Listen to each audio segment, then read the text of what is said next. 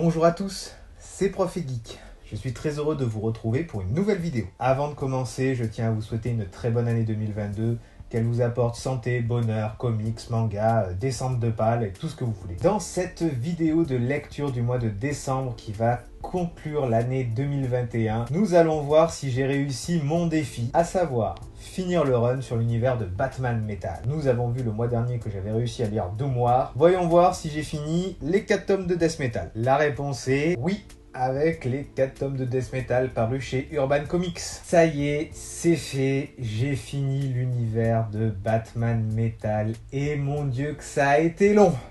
Ouh! Oh putain, c'était chaud. Alors par quoi commencer? Il y a tellement de choses à dire sur l'univers de Death Metal. Vu que plusieurs youtubeurs ont laissé tomber l'affaire, ne sont pas allés jusqu'au bout du run, je vais m'y coller. Hein. Je vous avais dit que dans Doomsday, on finissait par la défaite des super-héros. Death Metal, c'est la suite, donc je m'attendais à ce qu'on reprenne à ce moment-là. Eh ben non. En fait, on arrive où il y a un postulat de base. Wonder Woman est devenue la gardienne des enfers. Superman est prisonnier sur la nouvelle apocalypse et il est torturé par le nouveau Batman Darkseid de cet univers. Quant à Batman, il agit en commando barbouze et tente des petites opérations par-ci par-là pour libérer des héros. Mais tu sais pas comment on est arrivé là.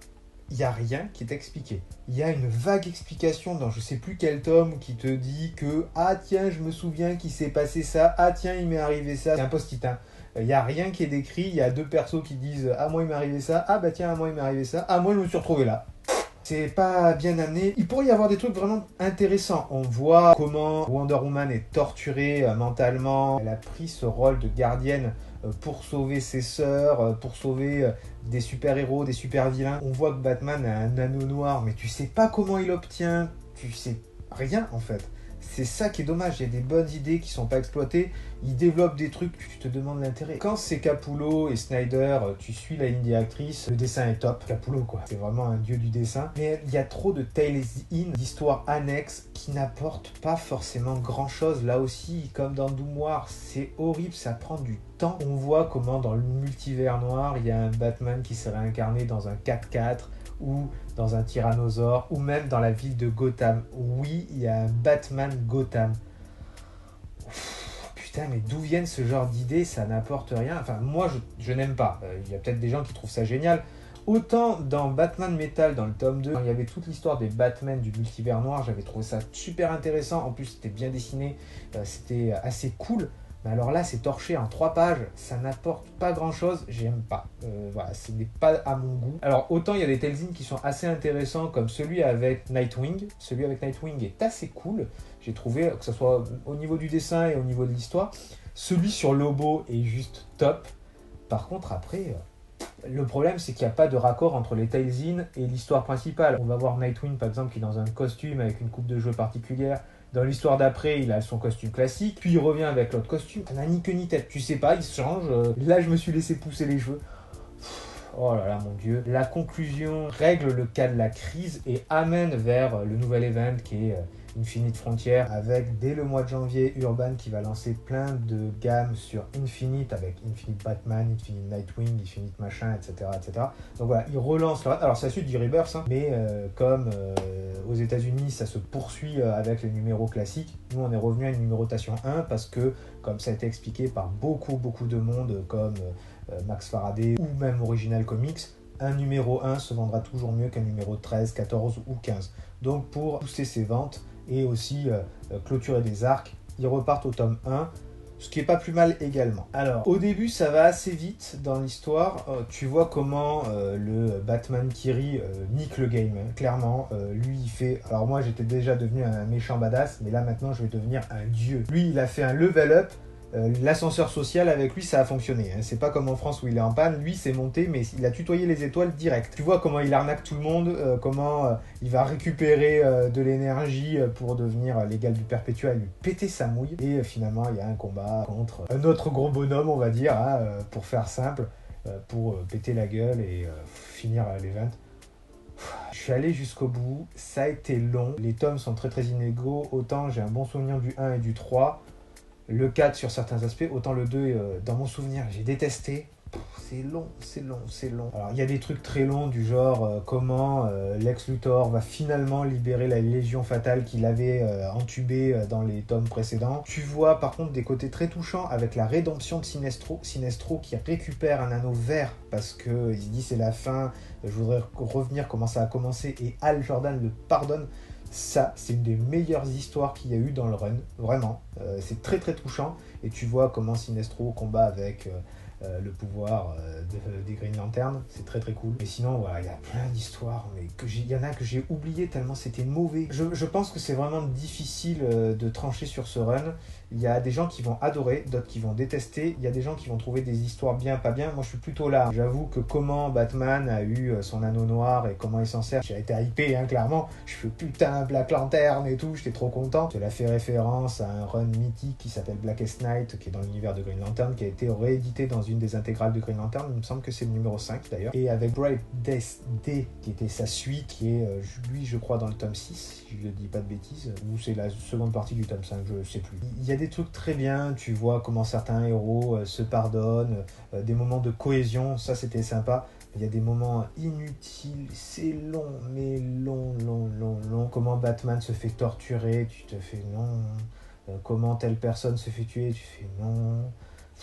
Bref, je le conseillerais vraiment pas, honnêtement. C'est très rare que je dise ça, c'est très rare que j'ai des avis tranchés comme ça, mais en fait, ça aurait pu être tellement bien. Alors bon, maintenant que je l'ai lu, c'est facile de dire ça c'était nul, moi j'aurais telle idée. Snyder a fait des très bonnes choses, en a fait des moins bonnes. Là, je trouve que c'est vraiment moins bien. Je trouve que depuis quelques temps, chez DC, sur Batman, il baisse. Il avait été très bon avec les Batman New 52, mais déjà rien que Batman Last Night on Earth, c'était pas fou. Et là, c'est vraiment pas fou. C'est surtout que c'est très long pour arriver à la conclusion. C'est un gros arc avec plus de 10 tomes. Ça coûte très cher et pour arriver à une qualité comme ça, je suis très déçu. Alors, Death Metal a été publié en France avec les tomes par groupe, où il y en avait, je crois, une dizaine, où ça ne reprenait que le run de Snyder. Je pense que ce serait peut-être mieux de faire ça. Vous n'avez que l'histoire classique et vous n'avez pas tous les autours qui sont pas terribles. Donc ça, pourquoi pas. Mais sinon, il y a tellement de choses qui sont inutiles et qui parasitent. Je suis complétiste, donc je suis très content qu'Urban ait tout sorti et tout regroupé, même s'il y a des choses qui ne sont pas sorties. C'est un peu dommage, notamment le run Odyssey. Il paraît que c'est assez intéressant, notamment de savoir ce que Flash a fait avant l'arrivée de Death Metal. Ça aurait pu être cool, ça aurait pu être très cool, mais non. On n'a pas certains runs qui pourraient être sympas, on a des trucs qui sont pas utiles. Je pense que c'est un gros raté de chez DC et de chez Urban, par conséquent et par ricochet. C'est dommage de s'appuyer sur ça, de créer une crise qui est aussi importante, parce que ça s'appelle pas crisis, mais ça pourrait en être une en fait, techniquement, parce que ça va révolutionner le monde. On n'est plus dans un multivers maintenant, on est dans un omnivers. Le truc est encore plus immense. Je reste très mitigé, je ne le conseille pas. C'est très rare de ma part. Je suis content de l'avoir lu quand même, je me fais mon propre avis. Mais c'est trop long et trop cher pour ce que c'est. Après cette lecture décevante, on va passer vers un peu plus de qualité. Avec Judge Dredd, tome 1 et 2 de chez Réflexion. Judge Dredd, je vous en ai parlé il n'y a pas très longtemps. C'est un univers que je veux découvrir et je me suis enfin lancé dans le run de chez Réflexion. Alors j'ai commencé par Réflexion parce que les tomes sont beaucoup plus fins que les tomes chez Delirium. Et après la lecture de Death Metal, j'avais besoin d'enchaîner, mais sur des trucs très courts, parce que c'était vraiment trop long à lire.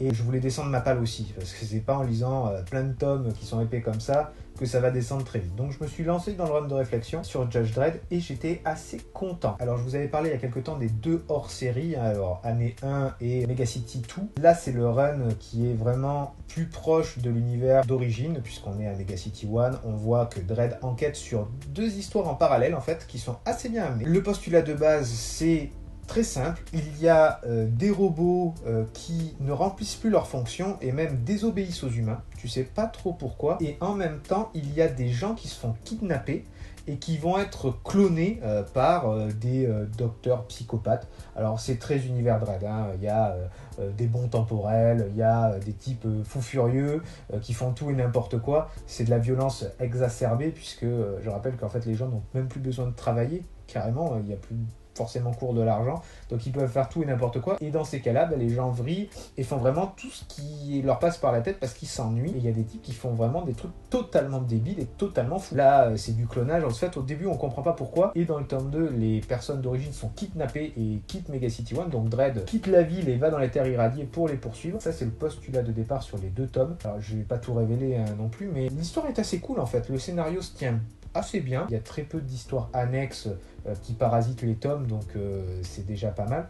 Le dessin est correct, sans plus. Voilà un petit exemple. C'est pas fou, mais ça fait le taf pour ce que c'est en fait. L'avantage de Dredd, c'est que le scénariste et le dessinateur principaux occupent vraiment les 3/4 du run. Il y a très peu d'histoires annexes avec des dessins différents, un scénariste différent. Donc ça ne pollue pas l'histoire de base et ça apporte généralement un petit plus graphiquement. Donc je suis vraiment agréablement surpris de ce run-là pour l'instant. J'espère que la suite des tomes seront aussi bien, sachant que j'avais vu dans une vidéo de Captain Max qu'il y aurait 7 tomes en tout normalement, plus 3 hors série. Donc ça veut dire qu'il va y avoir le 7e tome qui doit sortir bientôt et un 3e hors série qui conclura le run sur Réflexion. Donc j'attends de voir, je suis assez surpris et c'est assez cool à lire.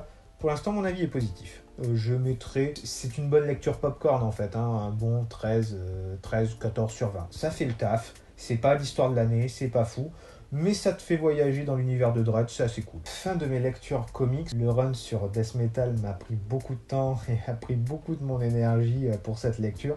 Donc j'ai lu quelques mangas et un roman Star Wars et ça sera tout pour ce mois-ci. On commence avec le roman Star Wars Dark Plagueis paru chez Pocket. Mon Dieu que cette histoire est bien.